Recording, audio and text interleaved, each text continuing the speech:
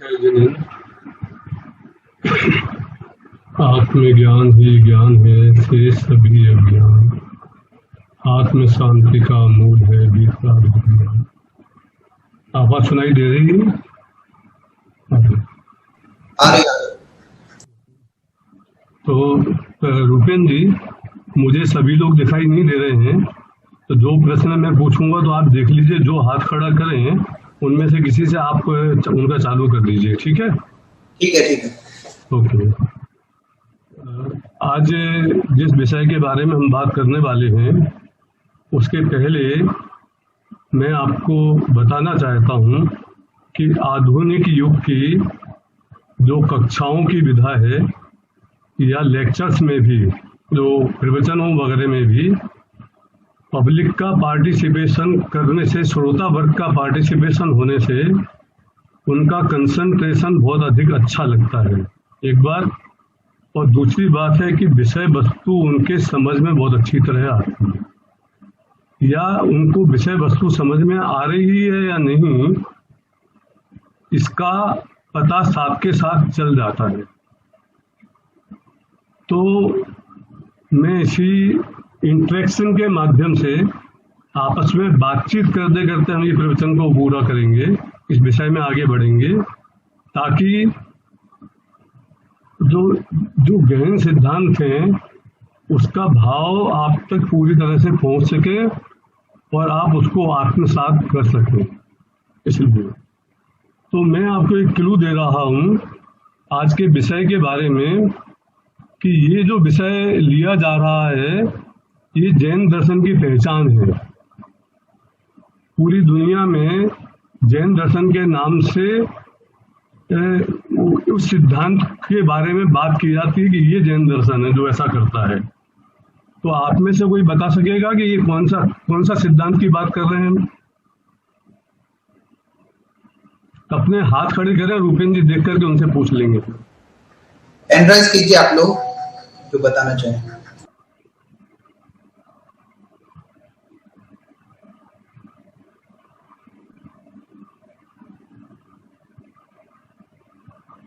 कोई जवाब देने वाला नहीं? स्टूडेंट है कोई महाविद्यालयों के? हेलो, अनेकांत और त्यागवाद। और कोई दूसरा?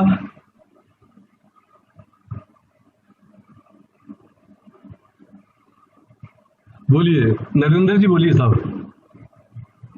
नरेंद्र जी को अनम्यूट करिए। हेलो हेलो, परस्परोपग्रह जीवानाम। मेरे को सुनाई। परस्परोपग्रह जीवानाम। हाँ, परस्परोपग्रह जीवानाम। ठीक है, और कोई? अब थोड़ा एक किलो और मैं देता हूं आपको, एक किलो और देता हूं कि पूरी दुनिया में भगवान को कर्ता माना जाता है। जैन दर्शन इसके बारे में कौन सा सिद्धांत जैन दर्शन का बोलता है कि भगवान कर्ता नहीं है?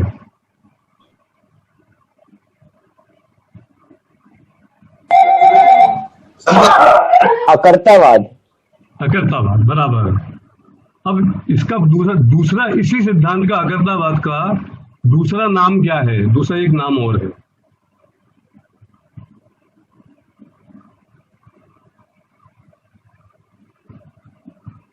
सोचिए, और कोई बताइए। ये जवाब सही है, अकर्तावाद बराबर को बराबर जवाब है। क्रमबद्ध पर्याय। और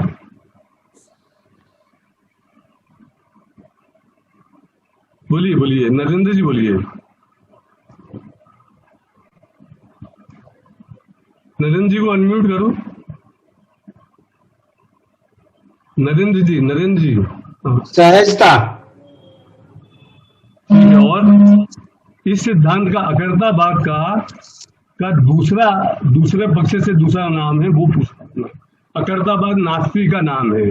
अकर्ता, जो कर्ता नहीं है वो करता है। स्वतंत्रता। हाँ, पूरा पूरा बोलिए। स्वतंत्रता बराबर है, स्वतंत्रता आधा आधा है सब, उसे पूरा करिए। नहीं। वास्तु स्वातंत्र, बहुत अच्छा जवाब है, आपने दोनों जवाब बहुत सही दिए, बहुत सही पकड़े। क्रमबद्ध पर्याय, अनेकांशवाद, ये भी सही जवाब है, गलत नहीं है, ऐसा नहीं है कि गलत है।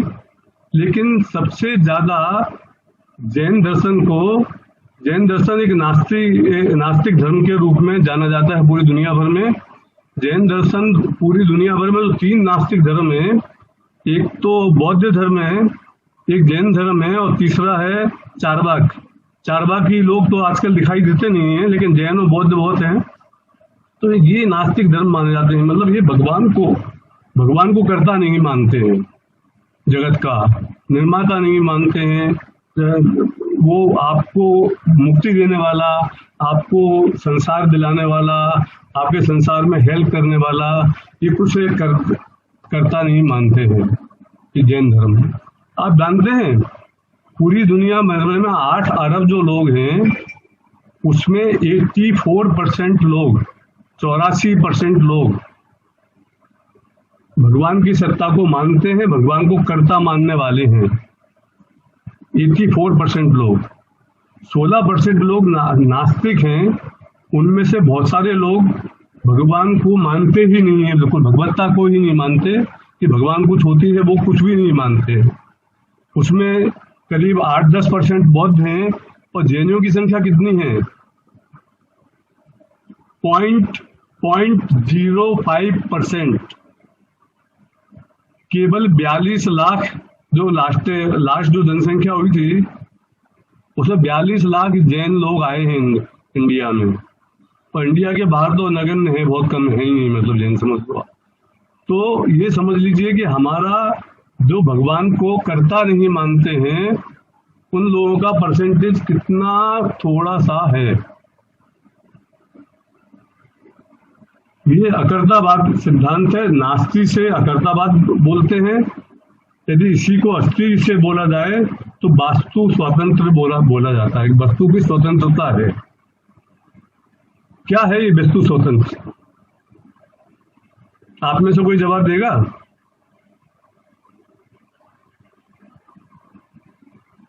यह अकर्तावाद क्या है?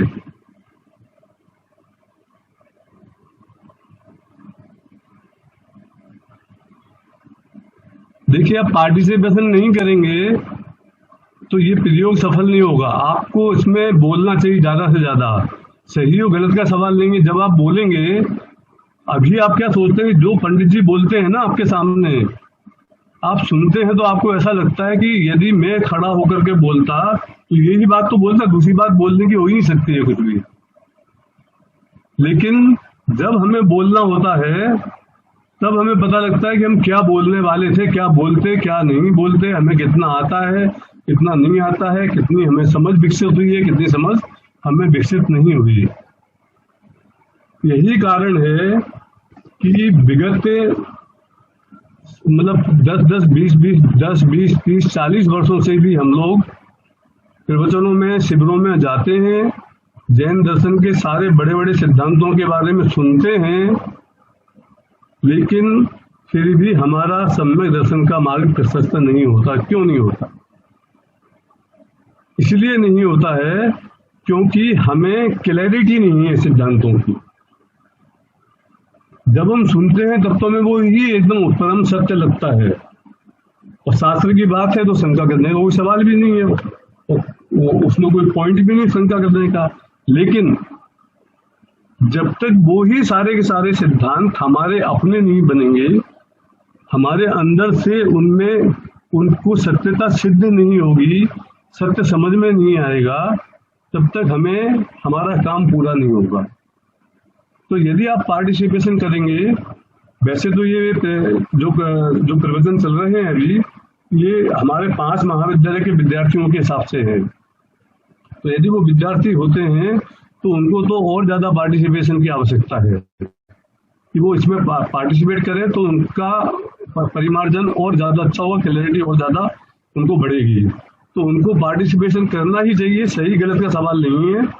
ये जो नई पद्धति है पढ़ाने की, जो आजकल विदेशों में बड़ी बड़ी यूनिवर्सिटीज में चल रही है, इसमें वास्तव में तो ये होता है कि इस विषय को मैं आपको 2-4 दिन पहले दे देता, पर आपसे कहता कि आप इसे पढ़ करके आए,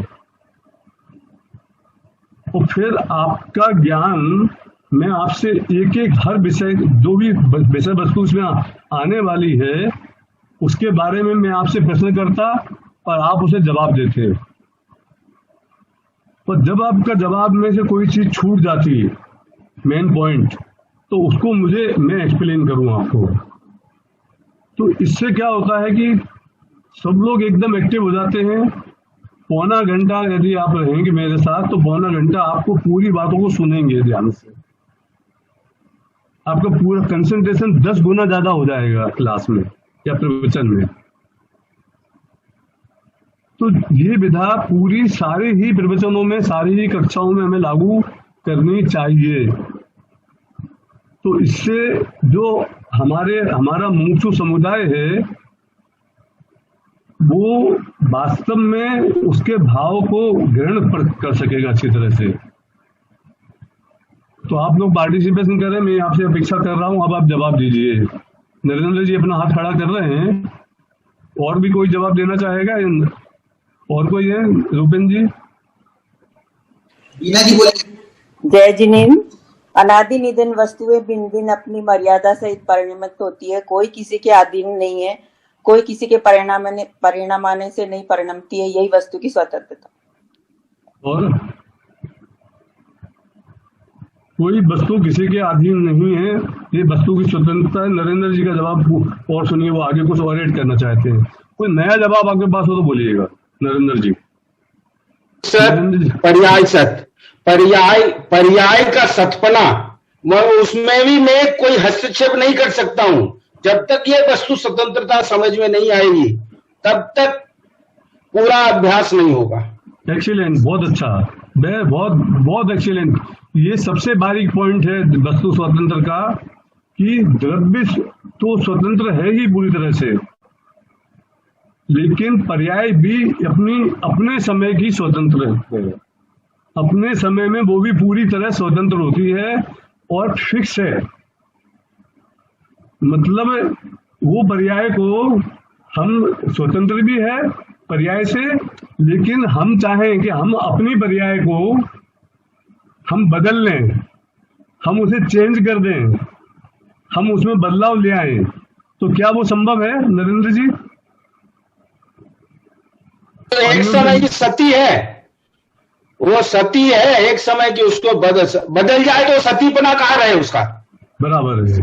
तो क्यों नहीं बदल सकती है? ऐसा क्यों होता है कि क्यों नहीं बदलेगी पर्याय को नहीं बदल सकते हम? तत्समय की वो योग्यता है। बराबर। तो अब मेरे को एक बार बताइए कि यदि हम उस पर्याय को बदल नहीं सकते तो स्वतंत्रता काहे की हुई फिर हमारी? द्रव्य स्वतंत्र है, पर्याय स्वतंत्र है, और हम उसको बदल सकते नहीं है, तो फिर स्वतंत्रता क्या है फिर?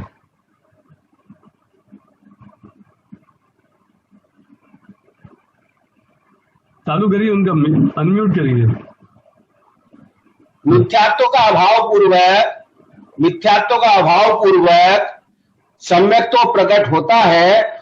वो तत्समय की योग्यता से पुरुषार्थ पूर्वक होता है, अपनी समझ पूर्वक होता है। समझ में जैसे जैसे बदलावट आती है आगे अपने आप वो बदलावट आती जाती है। समझ पूर्वक जैसे जैसे समझ में द्रव्य सत, गुण सत, पर्याय सत, ये जैसे समझ बैठती है, बैठने से उसकी तरफ से विकल्प का समन होता है, और विकल्प का समन होने पर सहजता आती है, और सहजता आने पर अपने आप मिथ्यात्व का भाव करना नहीं है, हो जाता है। अब मेरा प्रश्न ये है इसके सामने कि क्या जब हमें मोक्ष या सम्यक दर्शन होगा उस वक्त के पर्याय ही फिक्स है?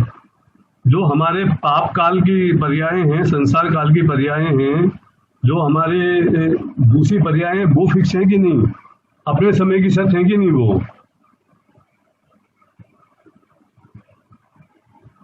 वो भी अपने समय की सत्य है। सत्य है, वो भी उस समय की सत्य है। हाँ, तो वो भी अपने समय की सत्य है, तो क्यों चेंज नहीं हो सकती? इसका कारण क्या है? अब मैं बताता हूँ, एक मिनट।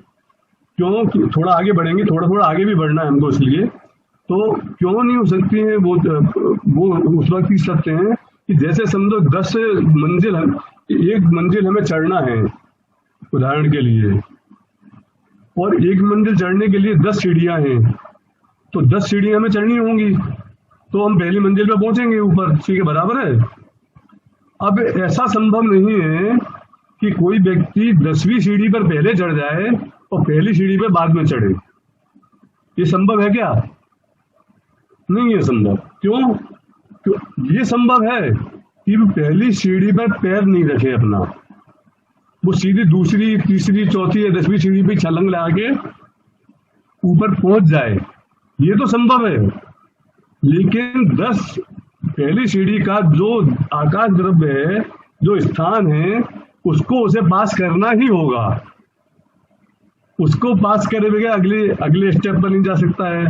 तो यदि उसको हम बदलाव स्वीकार करेंगे, बदलाव करने में सक्षम होंगे, तब तो आगे की सारी चीजों का ही बदलाव हो जाएगा। तो फिर कुछ चीज फिक्स ही नहीं हो पाएगी। लेकिन तो इसमें क्या समस्या है कि कोई चीज फिक्स नहीं हो तो हमें क्या प्रॉब्लम पड़ती है? नहीं होंगे तो कोई बात नहीं, हम स्वतंत्र तो रहेंगे कुछ करने को, हम स्वतंत्र तो रहेंगे ना। नहीं होगा फिक्स कि नहीं, बाधा है बहुत बड़ी। क्या बाधा है? कि पर्याय कितनी समय की होती है? एक समय की होती है। जो नरेंद्र जी पूरा पार्टिसिपेशन कर रहे हैं, हर प्रश्न का जवाब दे रहे हैं, अब उनके लिप्स हिल रहे हैं, मैं देख रहा हूँ। बाकी बहुत सारे लोगों की मेरे को शक्लें दिखाई नहीं दे रही हैं, हो सकता है दूसरे लोग भी सुन रहे हों और एक्टिवली कर रहे हों, लेकिन आप इतने एक्टिव होंगे तो आपको धीरे धीरे और ज्यादा अच्छा लगेगा, परिमार्जन आएगा, बहुत अच्छा लगेगा आपको। और देखिए, हम सभी संसार में है ना, तब तक हम ही सभी अज्ञानी तो हैं ही। ये सिद्धि है कि हम अज्ञानी हैं, क्योंकि समय दर्शन नहीं हुआ। तो अब इससे ज्यादा और दूसरी कोई इंसल्ट हमारी हो नहीं सकती गलत बोलने से, इससे और बड़ा कोई नुकसान हो नहीं सकता है। इससे ज्यादा और क्या नुकसान होगा? जो है वो सबको पता है। हमाम में सभी नंगे होते हैं तो फिर काय की शर्म? तो यहाँ पे सभी एक से हैं, इसलिए शर्माने की कोई जरूरत नहीं। बिल्कुल आप आराम से फ्रीली बोलिए। और मैं भी बहुत इजी हूँ, मैं किसी का कोई इंप्रेशन इस हिसाब से नहीं लेता हूँ कि बल्कि कोई व्यक्ति जो बोल रहा है और वो गलत भी बोले ना, तो वो ज्यादा प्रिय शिष्य होता है। क्यों? क्योंकि वो एक्टिव है, वो सीखना चाहता है, उसके अंदर सीखने की इच्छा है ना। और वो बोलता है तो सीखता है, गलती करता है तो सीखता है। लेकिन जो नहीं बोलेगा, वो जिस स्टूडेंट की किताब पूरी गुदी होती है उसे मास्टर जी बहुत प्यार करते हैं, और जिस स्टूडेंट की किताब एकदम बिल्कुल सजी धजी नई की नई ब्रांड न्यू बनी रहती है साल के अंदर तक, उसको कोई मास्टर जी प्यार नहीं करते। क्यों? क्योंकि उसने मेहनत नहीं की है, वो लगे ही नहीं है काम में, उसने कुछ ग्रहण नहीं किया। तो मैं आपको वो स्टूडेंट, उस स्टूडेंट के रूप में देखना चाहता हूं कि जिसकी किताब पूरी फट करके और चिथड़े हो गई हो, कोई समस्या नहीं, लेकिन जब वो चिथड़े होकर के सारा का सारा ज्ञान उसका हमारे अंदर समा जाता है, तो नई की नई किताब बनी थी, इसका कोई फायदा नहीं है। तो वस्तु स्वातंत्र जो सिद्धांत है, वो पर्याय का, द्रव्य का सत्य जितना बड़ा है, वस्तु जितनी स्वतंत्र द्रव्य से है उतनी ही स्वतंत्र पर्याय से भी है। जिस वक्त में जो पर्याय जैसी होनी होगी वैसी होगी, ये बात बिल्कुल सत्य है। लेकिन उसका कर्ता कौन? उसका कर्ता वो जो वस्तु, वो जो द्रव्य है, वो इसलिए कहते हैं कि तुम उसके कर्ता हो, लेकिन फेर फार करता नहीं हो। एक पर्याय एक समय की होती है, जब तक आप उसे पकड़ने जाएंगे, उसमें कुछ करने का सोचेंगे, तब तक वो फुर्र हो जाती है। हमारे ज्ञान में जो पर्याय पकड़ में आती हैं, वो तो असंख्यात पर्याय निकलने के बाद पकड़ में आती है। या असंख्यात पर्यायों का समूह जो होता है मिलकर के हमें एक कार्य जैसा दिखता है, हम उसे पकड़ ही नहीं पाते हैं, एक्चुअली पकड़ ही नहीं सकते हैं। और दूसरी समस्या कि यदि हम उसे कंट्रोल करके हमारे हिसाब से चलाने की कोशिश करेंगे तो अनंत आकुलता का काम हो जाएगा हमारे लिए, क्योंकि उसे पकड़ ही नहीं पा रहे आप, उसे आप अपने हिसाब से कर ही नहीं सकते हो कुछ भी उसमें, और कर सकते नहीं हो, करने की कोशिश करोगे। अच्छा, तीसरी बात कि यदि हम उसको वैसा कंट्रोल करने की कोशिश करेंगे तो हमारी आत्मा का ध्यान करने के लिए जो आवश्यक फ्रीनेस, भारहीनता चाहिए, वो कहां से आएगी हमारे? वो नहीं आएगी। वस्तु स्वातंत्र का सिद्धांत आपको द्रव्य से, गुणों के भेद से, पर्याय से, सब चीजों से भारहीन कर देता है कि तुम्हें उसमें किसी चीज में पढ़ने की आवश्यकता नहीं है। तो जब आप उसमें नहीं पढ़ते हो, जब वस्तु, प्रत्येक द्रव्य, प्रत्येक पदार्थ अपने आप में स्वतंत्र है, जब हमने ये जाना, देखिए अब मैं हूं अध्यात्म विकास, ठीक है। अब जिस वक्त मुझे ये समझ में आया कि मैं और मेरे प्रवचन सुनने वाले जो श्रोता लोग हैं वो मैं नहीं हूं। अब कोई श्रोता यहाँ पे जमाई ले रहा है, कोई सो रहा है, कोई छोड़ के चला गया, कोई सुन रहा है, कोई नहीं सुन रहा है, मुझे क्या होगा बताइए? जब मैं मानता हूं कि इन मेरे श्रोताओं को मेरी बात सुननी चाहिए, ध्यान से सुननी चाहिए, मेरे सारे प्रश्नों का सही जवाब देना चाहिए, जब मेरे को अपेक्षा आती है और फिर ऐसा नहीं होगा तो समस्या बहुत बड़ी खड़ी हो जाएगी, दुख होगा मेरे को, मैं परेशान हो जाऊंगा, मैं चिल्लाऊंगा, नाराज होऊंगा आप पर, क्यों नहीं करते हो ऐसा। लेकिन जब मेरे को ये समझ में आ गया एक द्रव्य दूसरे जगह करता नहीं, मैं तुमको समझाने वाला कौन? आपको समझना होगा तो अपने आप समझ में आ जाएगी अपने काल लब्धि से, नहीं समझना होगा तो मैं समझा नहीं सकूंगा आपको। तो मेरे को कोई अपेक्षा नहीं है, तो मैं अपना पौना घंटे का प्रवचन पूरा करूंगा, पूरी बात अपनी बात रखूंगा, आप जवाब देते हैं ठीक है, नहीं देते हैं तो कोई बात नहीं, ये आपका लुकआउट है, आपको सोचने का है। मैंने अपना काम पूरा किया, अपना कर्तव्य पूरा किया, जय श्री राम, काम खत्म, जय जिनेन्द्र। कोई तकलीफ नहीं होगी ना। देखो शुरुआत कहां से हो गई कि जैसे ही हम अकर्तावाद की तरफ आए, जैसे ही हमने वस्तु की स्वतंत्रता को स्वीकार किया, देखो कोई भी चीज, कोई भी सिद्धांत और कोई भी धर्म की बात, अभी क्या होता है हमारे साथ कि हम धर्म को श्रद्धा के साथ सुनते हैं, पढ़ते हैं, लेकिन धर्म अलग है और हमारा जीवन अलग है एकदम। जीवन, हमारे प्रैक्टिकल जीवन से धर्म का कोई संबंध नहीं। और जब हम धर्म की चर्चा में बैठे हैं तो हमारे धर्म से हमारे जीवन का कोई संबंध नहीं, हम उसे अलग करके बैठ जाते हैं।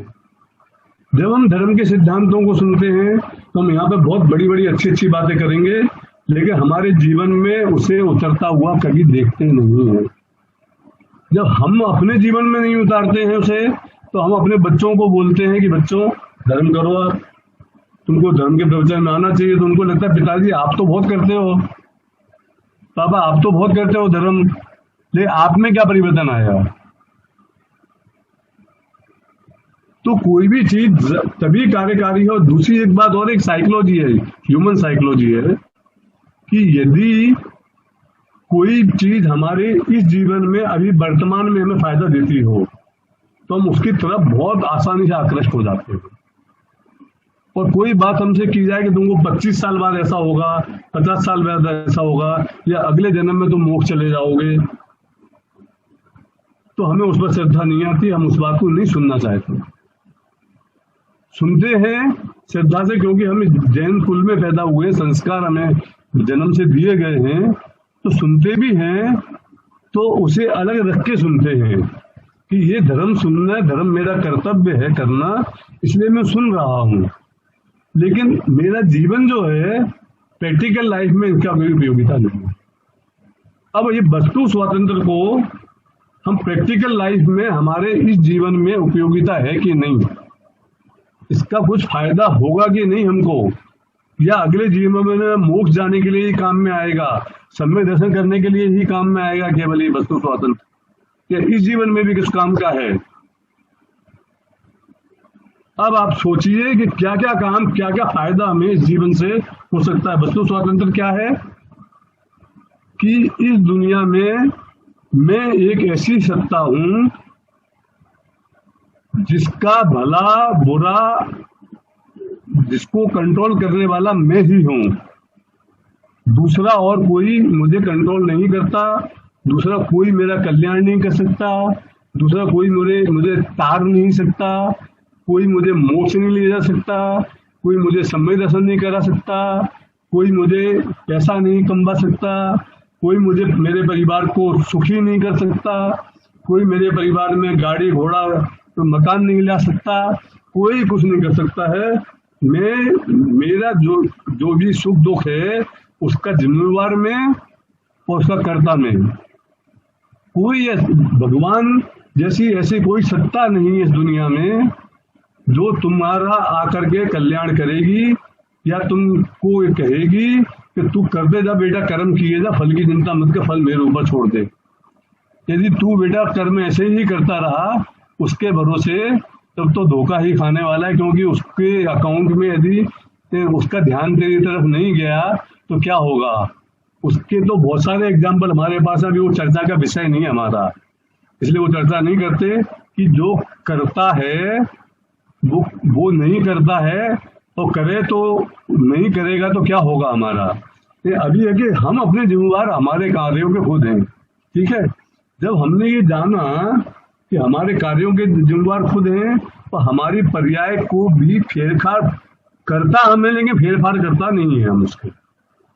पर्याय हमारे द्रव्य में ही होती है, हमारे द्वारा ही होती है, हमारा वीर्य गुण ही उसमें काम में लगता है, हमारे ही पंच संवाय उसमें होते हैं अपने, लेकिन मैं उसमें चेंज नहीं करता हूँ। क्यों? क्योंकि यदि चेंज करूंगा तो मैं परेशान होऊंगा, मैं फ्री नहीं हो पाऊंगा, और मेरे को अपने आप को फ्री करना है। तो इसलिए कहते हैं कि ये जो वस्तु स्वातंत्र का सिद्धांत है वो ये कहता है कि कोई दूसरा कोई तेरा कुछ नहीं करेगा। तेरा तू द्रव्य एक जीव है, दुनिया में अपनी पूर्ण सत्ता है, और तेरे में पूर्ण सामर्थ्य है वो कि तू अनादिकाल से है और अंतकाल तक वैसा के वैसा रहे। और तू अनादिकाल से इतनी सारी ऐसी अवस्थाओं में चला गया जहां पर तेरी बहुत दुर्गति हुई, फिर भी तेरे अंदर से तेरे एक भी विशेषता कम नहीं हुई। तू वैसा क्या वैसा त्रिकाली ध्रुव जो आत्म तत्व है, वो वैसा का वैसा ही पड़ा रहा, बना रहा है तब से लेकर आज तक। उसमें कुछ भी छूटा नहीं, फूटा नहीं, कम नहीं हुआ, सामर्थ्य कम नहीं हुई। ऐसा नहीं हुआ कि तुझे दूसरे किसी द्रव्य की सहयोग की आवश्यकता अपने होने के लिए, अपने में परिणमन के लिए पड़ी हो। तो जब तू अनादिकाल से ऐसा ही रहा, और तो फिर क्यों नहीं तू अभी अपने आप को ऐसा महसूस कर सकता है। और जब तू अपने आप में ऐसा महसूस करेगा, अब एक बार बताइए कि ये जो वस्तु स्वातंत्र है ये किस पे लागू होगा? मेरे पे मतलब अध्यात्म विकास, मतलब ये 5 फुट 6 इंच वाले अध्यात्म विकास पर ये स्वतंत्र है क्या? तो क्या स्वतंत्र है? ये स्वतंत्र नहीं है, तो फिर क्या है स्वतंत्र? और फिर ये क्या है जो 5 फुट 6 इंच का जो अध्यात्म विकास है वो क्या है? कौन देगा जवाब इसका कि वो क्या है? जो ये जो अध्यात्म विकास जो आपको दिखाई दे रहा है ये क्या है?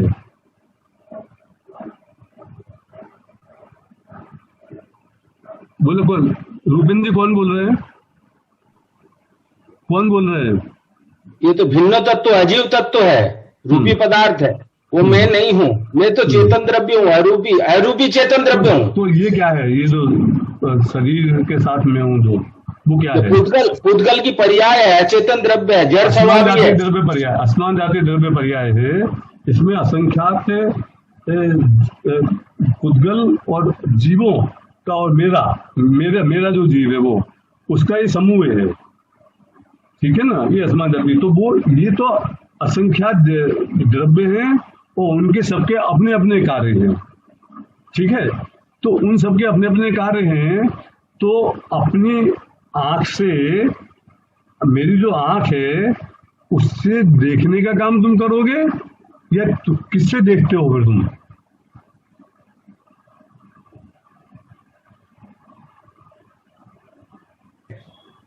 आवाज आंख तो पुद्गल की तरफ से खिड़की है, देखने वाला तो ज्ञान है। बिना चक्षु के भी तो देखता है, 4 इंद्रिय से तो देखा ही नहीं देता, उससे भी जानता देखता है कि नहीं? 5 इंद्रिय में एक इंद्रिय चक्षु से देखते हैं, बाकी 4 इंद्रिया है, उससे भी जानना होता कि नहीं? तो जानने वाला 5 खिड़की में से एक जानने वाला कॉमन हुआ। बराबर। तो अब ठीक है, तो अब अपन ये देखें कि जब इस दुनिया में मैं एकदम स्वतंत्र हूँ, कोई मेरा भला नहीं कर सकता, बुरा नहीं कर सकता, मेरा बिगाड़ नहीं सकता, मैं किसी का कुछ नहीं कर सकता। जब मेरे को ये ज्ञान हुआ, इसको मैंने जाना, तो इससे मेरे को वर्तमान जीवन में क्या फायदे प्राप्त होंगे? 3 तरह के फायदे हो सकते हैं हमको इसके ज्ञान से।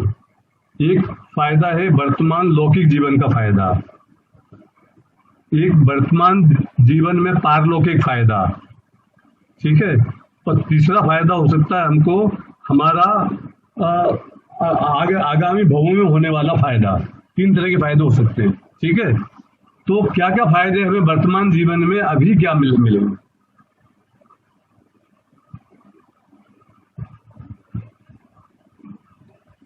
एक मिनट, कोई एक द्रव्य दूसरे द्रव्य का कुछ नहीं कर सकता, कोई मेरा कुछ भला नहीं कर सकता, कोई मेरा बुरा नहीं कर सकता, मैं किसी का भला नहीं कर सकता, मैं किसी का बुरा नहीं कर सकता। जब हमें ये ज्ञान हुआ और हमने ये जाना कि जो भगवान है वो अपने खुद की पवित्रता के कारण से, खुद के अनंत सुख के कारण से हम उन्हें पूछते हैं, वो बाकी भगवान भी कुछ नहीं करते हमारा भला, हमारे गुरु भी कोई भला नहीं करते, वो अपना विकल्प कर रहे हैं प्रवचन देने का। बाकी काम जो करना है हमें करना है। जब हमें ये पता लगा, जब हमें इसका ज्ञान हुआ, तो इस वस्तु स्वातंत्र के ज्ञान से या अकर्तावाद के ज्ञान से हमें क्या लौकिक फायदा क्या मिलेंगे? क्योंकि सबसे पहले हमें वर्तमान का फायदा देखो। यदि वर्तमान में कुछ फायदा मिलता होगा तो आप 1 मिनट में सारे के सारे लोग, पूरी दुनिया 1 मिनट में स्वीकार करेंगे इसको। तो वर्तमान में क्या फायदा मिलेगा बताइए?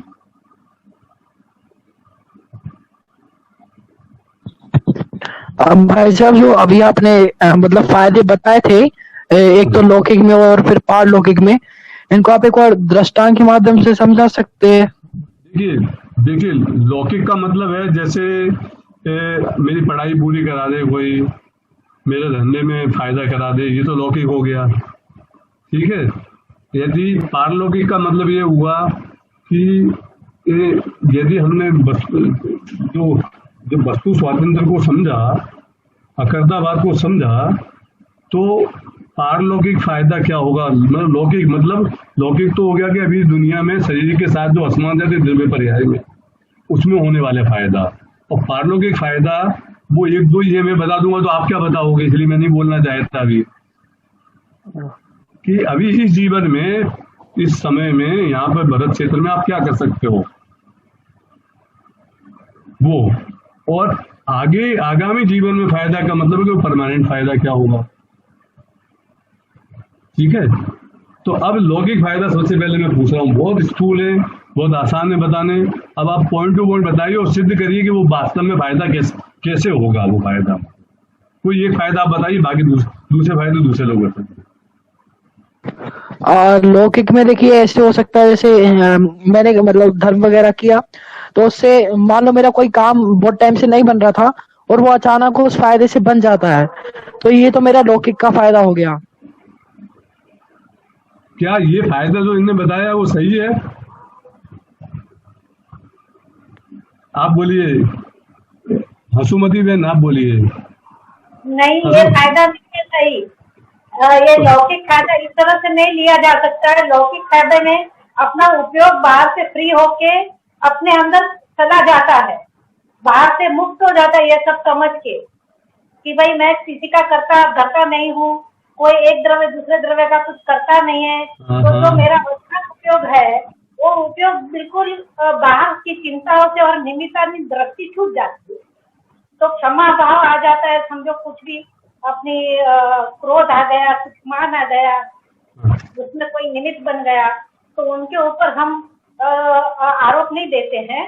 और बराबर, किसी को क्रोध आएगा, किसी को गुस्सा आता है, किसी ने हमारा अनिष्ट कर दिया जिससे हमें ऐसा लगा कि इसने अनिष्ट किया है, तो चूंकि हमें पता लग गया कि एक द्रव्य दूसरे द्रव्य का कुछ करता नहीं है, इसलिए वो अनिष्ट उसके कारण से मुझे नहीं हुआ, मेरा अनिष्ट हुआ है। एक तो अनिष्ट हुआ है कि नहीं, ये बात समझने की है कि जो अनिष्ट हुआ मतलब क्या हुआ कि मैंने शेयर में नुकसान किया, क्योंकि किसी ने मेरे को एडवाइस करी कि ये शेयर खरीद लेना, मैंने खरीद लिया, अब उसका भाव गिर गया तो मेरे को लाख रुपए का नुकसान हो गया।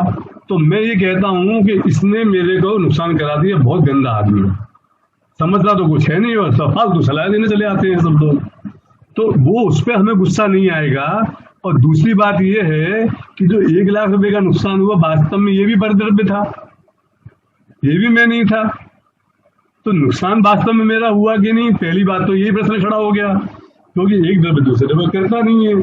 ये मेरा पाप का उदय था, और ये मेरे से अलग होना था, दूर होना था, इसका वियोग होना था, इसलिए इसका वियोग हो गया मेरे से, इसमें दूसरे किसी है क्या। तो इस तरह से धीरे धीरे करके हमारे अंदर से कसायों की तीव्रता धीरे धीरे कम होनी शुरू हो जाएगी, क्योंकि हमने वस्तु स्वतंत्र समझा कि एक द्रव्य दूसरे द्रव्य का कुछ नहीं करता है, तो इन द्रव्यों के करने से मेरे को नुकसान, इन द्रव्य के संयोग से मेरे को फायदा। तो ना तो हमें किसी नुकसान करने वाले पर बहुत गुस्सा आएगा, और ना हमें ज्ञान देने वाले पर हम उसके ऊपर ऐसे नेशावर हो जाएं हमारे गुरु के ऊपर कि हमें तत्व ज्ञान ही छूट जाए हमारा, हम ऐसे पागल होकर उसमें निशावर भी नहीं होंगे। हमें भक्ति आ सकती है, आएगी, भक्ति का भाव आ सकता है, लेकिन लिमिटेड आएगा, क्योंकि एक द्रव्य दूसरे द्रव्य करता ही नहीं है ना। तो जैसे कोई किसी ने मेरा नुकसान नहीं किया, वैसे दूसरे ने किसी ने मेरा भला भी नहीं किया, मेरे को समझाया भी नहीं। अभी ये प्रवचन के बाद में वस्तु स्वतंत्र का एक फायदा आपको मेरे माध्यम से समझ में आया नहीं, मैंने कुछ नहीं किया, आपको समझ में आना था इसलिए आ गया, बाकी 25 और सुनने वाले हैं, सबको नहीं आया, तो मैं क्या करूं इसमें, है कि नहीं। एक फायदा तो ये हुआ। दूसरा फायदा क्या होगा, अब मैं बता देता हूँ, समय तो है नहीं, 5-10 मिनट बचे अपने पास में, केवल मैं बता दूं, भय का नाश हो जाएगा हमारा। भय का मतलब कि मैं मर जाऊंगा, मेरे को मौत आ जाएगी। अरे तू जीव द्रव्य है, तेरा कभी नाश ही नहीं हो सकता, तो तू क्यों चिंता करता है। तो तेरे भय का नाश हो जाए, सब तरह के भयों का नाश हो जाए। क्यों? क्योंकि एक द्रव्य दूसरे द्रव्य का कुछ नहीं करता। मैं वहां गया, वो मेरे को मार डालेगा, वो मेरे को मार ही नहीं सकता है, क्योंकि एक द्रव्य दूसरे द्रव्य का कुछ नहीं करता है। भयों का नाश हो जाएगा हमारा। हमारी इंफीरियरिटी और सुपीरियरिटी कॉम्प्लेक्स हमारे अंदर में हो जाती है। मैं 10 करोड़ का मालिक, मैंने अपनी उससे मेहनत से कमाया है पैसा। पिताजी तो लोन छोड़ के गए थे, मैंने मेहनत की, अपने हाथ का कमाया हुआ पैसा है। तू ऐसा नहीं करता है, मैंने अपने हाथ से कमाया, तो बाकी सारी दुनिया मेरे लिए तुच्छ हो गई। नो, तो ऐसा नहीं होता है ना। तो आप ये समझो कि हमारे इंफीरियरिटी और सुपीरियरिटी कॉम्प्लेक्स वो भी खत्म हो जाते हैं। अच्छा, इसके तरह से अनेक तरह के मानसिक रोग हमको होते हैं। पता है आपको, इस दुनिया में सारे के सारे मानसिक रोग और 80% जो शारीरिक रोग होते हैं शरीर में, जैसे पेट में दर्द हो गया, आपकी पीठ में दर्द हो गया, कमर में दर्द हो गया, हार्ट में दर्द हो गया, सिर में दर्द हो रहा है, दुख रहा है, उसमें से 80% रोग आपको मानसिक होते हैं, शारीरिक नहीं होते। मानसिक कारण से शरीर में होते हैं। मेरा एक दोस्त है, बहुत अच्छा दोस्त है क्लोज का, उसके कमर में बहुत तेज दर्द था, बहुत ज्यादा तेज दर्द था। बहुत सारे डॉक्टरों को दिखाया, अंत में ऑपरेशन तय हो गया। ऑपरेशन तय होने के दिन सेम डे डॉक्टर को विदेश जाना पड़ा। तो हमारे आशीष मेहता हैं जिन्होंने दादा का ऑपरेशन किया था, आशीष मेहता उनके पास पहुंच गया किसी रेफरेंस से। उनको दिखाया तो और बोला जाके कि डॉक्टर साहब मेरे को ऑपरेशन कराना है आपसे, मेरे कमर का आप ऑपरेशन कर दीजिए। उसने डॉक्टर से राय नहीं मांगी कि मेरे को समस्या का समाधान करो, जाके क्या बोला कि मेरे को ऑपरेशन कराना है, मेरा ऑपरेशन फिक्स था, अब आप कर दीजिए। तो डॉक्टर साहब ने देखा उसका सारा, बोले तेरे को कोई तकलीफ नहीं है और तू जा आराम कर, एक काम कर किसी मानसिक रोगी को, मानसिक डॉक्टर को दिखा दे, साइकियाट्रिस्ट को दिखा दो तुम जाके, तुमको कोई तकलीफ नहीं है वास्तव में। तो बोले नहीं डॉक्टर साहब मेरे को तकलीफ है, मेरा ऑपरेशन फिक्स हो गया था, वो डॉक्टर को अमेरिका जाना पड़ा, आप मेरा ऑपरेशन कल ही कर दीजिए। बोले मैं नहीं करूंगा ऑपरेशन क्योंकि तेरे को कोई समस्या नहीं है। तो अंत में बहुत बीचे बड़ा नहीं माना, तो वो वहां से नाराज होकर चला आया कि मेरा ऑपरेशन ही नहीं करते। और तीसरे डॉक्टर को दिखाया, उसको ये सारी स्टोरी सुनाई उसने कि मैंने ये किया, आशीष को दिखाया, उन्होंने ऐसा बोल दिया, अब मैं आपके पास आया हूँ, मेरा ऑपरेशन कर दो भगवान के लिए। तो उसने बोला देख के कि आशीष भाई ने सही बोला है, एक काम करो आप इस डॉक्टर के पास चले जाओ, उनको दिखा लो। उसको एक गोली दी डॉक्टर ने और वो पूरी तरह सही हो गया, एक गोली केवल। डिप्रेशन था उनको, तो उसके कारण से हमें शारीरिक रोग हो जाते हैं बहुत सारे। 80% शारीरिक रोग हमारे मानसिकताओं के कारण होते हैं। तो जो भी, जब हमें एक द्रव्य दूसरे द्रव्य का करता नहीं है, किसी भगवान के भरोसे मत रहो, भगवान आके हमारा कोई भला बुरा करेगा नहीं, हमें जो भी करना है अपना ही करना है। जो भी हमारा भला बुरा होता दिख रहा है वो हमारे कारण से है, हम दूसरे किसी के कारण से नहीं है। और हमें कोई आके प्रवेश नहीं किया किसी ने, बुराई ने, भलाई ने, अच्छाई ने, पुण्य ने, पाप ने, कुछ किसी ने भी। जब आपको ये ख्याल होता है तो जो भी मानसिक रोग होते हैं, डिप्रेशन है, ईटिंग डिसऑर्डर है, फिर एंजाइटी है, बाइपोलर डिसऑर्डर है, डेमनेटिया है, सिजोफ्रेनिया है, ऐसे बहुत सारे मानसिक रोग होते हैं। वो आपको कुछ होंगे नहीं क्योंकि आप निश्चिंत हो गए। आपने दूसरों पर दोष देना, दूसरों से डरना, दूसरों से भय खाना, दूसरों से परेशान होना, हर चीज छोड़ दी। यदि जैन दर्शन का अकर्तावाद का सिद्धांत को व्यक्ति ढंग से, गहराई से, अच्छी तरह से, आज मैं अकर्तावाद के ऊपर ज्यादा नहीं बोल रहा हूँ, आज मैं इसके फायदे और दूसरी चीजों को ले रहा हूँ। अकर्तावाद को भी मैंने पूरा एक्सप्लेन नहीं किया है, क्यों? क्योंकि बहुत बड़ा सब्जेक्ट था, मेरे को ये बातें आपको बतानी थी, ये ज्यादा इंपॉर्टेंट है। अकर्तावाद के दूसरे जो बातें हैं वो अभी दूसरे विद्वान भी आपको बताएंगे, ठीक है ना? तो वो आपको समझ में आ जाएगा, लेकिन उससे हमें लौकिक फायदा क्या है, फिर हमें पारलौकिक फायदा क्या है इस जीवन में, आगामी जीवन में नहीं, क्या अगले जन्म में मोक्ष हो जाएगा। पंचम काल में यहाँ पे भरत क्षेत्र में मोक्ष तो होता नहीं है, इसलिए अब धर्म करके क्या करने का, अभी मजे कर लो, तो अगले जब यहाँ से विदेश क्षेत्र से मोक्ष होगा तब मोक्ष कर लेंगे। नहीं, इसी जीवन में यहीं से तुमको मोक्ष कराऊं होगा आपको। कैसे? कि मोक्ष यानी सिद्धि सलाह में जाके विराजमान होने वाला मोक्ष नहीं होता पंचम काल में भरत क्षेत्र से, लेकिन सम्य दर्शन तो होता है ना। सम्य दर्शन मतलब दृष्टि मोक्ष। अपना कितने 9 बजे तक करना है ना, 8 से 8:45। अच्छा 8 बजे शुरू हुआ तो 8:45 टाइम हो गया अभी का, तो आज का अपना टाइम हो गया। मैं अभी 2 मिनट में खत्म करता हूँ बात को। तो इस तरह से शारीरिक, मानसिक और अगले जन्म का क्या है कि यदि हमने सम्यक दर्शन अभी, सम्यक ज्ञान, सम्यक दर्शन अभी यहाँ पैदा कर लिया, तो अगले जन्म में आगे जाके वो परंपरा से हमें धीरे धीरे फिर कभी भी हो ना मोक्ष, हमें क्या चिंता है? अरे नरक में रह के, तीसरे नरक में रह के राजा सैनिक सुखी है कि दुखी? हमसे ज्यादा सुखी कि दुखी? हमसे ज्यादा सुखी ना, तो रहे ना। तो इस तरह से अब अभी जो मेरा पूरा विषय था ना, उसका चौथाई भी नहीं हुआ है आज जो लेना था। वो है, लेकिन अभी समय की मर्यादा है। तो मेरा ये कहना है कि इस तरह से हमें पढ़ना लिखना शुरू करना चाहिए, इस तरह से हमें सोचना शुरू करना चाहिए, इस तरह से हमें प्रवचन में पार्टिसिपेशन करना चाहिए और प्रवचनकारों को इन्वॉल्व करना चाहिए पब्लिक को अपने साथ, अब खास तौर से विद्यार्थियों के लिए, क्योंकि विद्यार्थी लोग जो पढ़ रहे हैं और जो पूरी दुनिया को पढ़ाने वाले हैं, उनको खुद को इतनी क्लैरिटी इस चीज से आएगी कि वो और ज्यादा ढंग से एक्सप्लेन कर सकते हैं। तो ये जो चीजें हैं हमारी बहुत आवश्यक। एक चीज तो है कि हम जब पढ़ाई करते हैं तो तुलनात्मक अध्ययन करें, कंपेरेटिव स्टडी करें, एक तरीका। दूसरा तरीका है कि भाव भाषण परक हम स्टडी करें।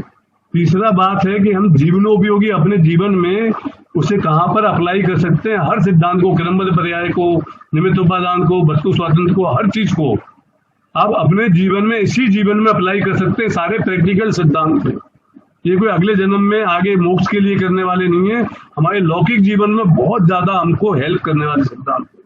और चौथा सबसे बड़ा है कि जब पूरा काम हो जाए तो उसका मूल्यांकन करें, इवोल्यूशन करें कि हमने जो सुना है वो हमें समझ में आया। जब इतना काम आप इतना इस तरीके से स्टडी करेंगे तो आपको समय दर्शन नहीं हो तो आप मेरे से आगे मेरे से शिकायत कर सकते हैं। जब तक हमने ये सारे प्रोसेस पूरे नहीं किए हैं तो समय दर्शन कैसे होगा भाई, समझ में ही नहीं आया। तो सभी लोगों को ये वस्तु स्वातंत्र का, क्रमबद्ध पर्याय का, निमित्त उपादान का, निश्चय व्यवहार का सिद्धांत समझ में आए। और अभी दादा की सहजता वाली हम बात सुनेंगे, देवशास्त्र गुरु के ऊपर प्रवचन सुनेंगे। दादा ने जो सहजता लिखी वो भी इसी से आती है। सहजता वस्तु स्वातंत्र के समझ का परिणाम है। वो सब आप लोगों में प्रकट हो इस पवित्र भावना से।